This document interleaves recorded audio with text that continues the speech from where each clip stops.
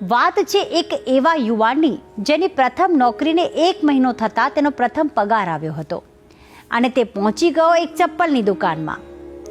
દુકાનવાળાએ પૂછ્યું કે કોના માટે ચપ્પલ લેવા છે? તો યુવાને કહ્યું કે મારે મારી માતા માટે ચપ્પલ લેવા છે. તો દુકાનવાળાએ સાઈઝ અંગે પ્રશ્ન પૂછ્યો. ત્યારે એક કાગળમાં જેમાં 2 પગ દોરેલા હતા તે બતાવ્યા કે આ સાઈઝના. દુકાનદારે કહ્યું કે કયા નંબરના ચપ્પલ પહેરે છે? તો યુવાનની આંખોમાં આંસુ આવી ગયા અને કહ્યું કે અમે બહુ જ ગરીબ છીએ. મારી માતાએ મને ખૂબ જ મહેનત કરીને ભણાવ્યું છે. તેણે આજ સુધી ક્યારેય ચપ્પલ ખરીદ્યા જ નથી. તેણે મારી જરૂરિયાતો પૂરી કરતાં કરતાં મને આ સૂટ અને બૂટ અપાવવા માટે પોતે બહુ જ બલિદાન આપ્યા છે. આજે મને મારો પ્રથમ પગાર મળ્યો છે અને હું મારી માતાને સારામાં સારી ચપ્પલ ભેટ કરવા માંગુ છું. દુકાનદારે તેની લાગણી સમજીને તેની માતા માટે ચપ્પલ આપ્યા.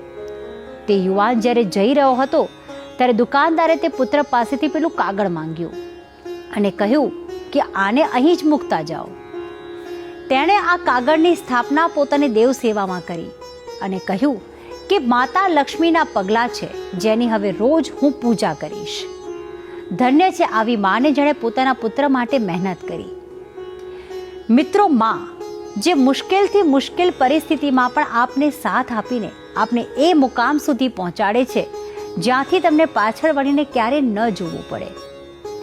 માની વ્યાખ્યા શું છે આ સુવિચાર દ્વારા સમજીએ.